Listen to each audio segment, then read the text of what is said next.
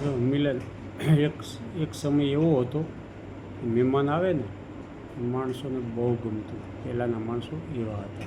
કેવા હતા હું તને વાત કરું, સાંભળ ધ્યાનથી હો.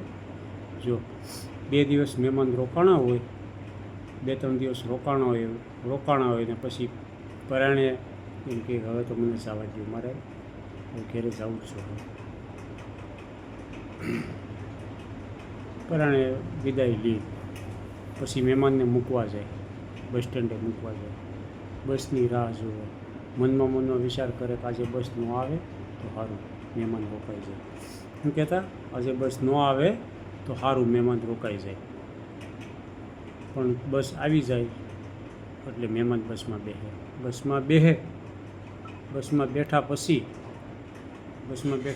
પણ બસ ચાલતી થઈ જાય ત્યાં સુધી એની રાહ જુએ. પછી બસ જ્યાં સુધી દેખાતી બંધ થઈ જાય ત્યાં સુધી બસ સ્ટેન્ડે ઊભા રહી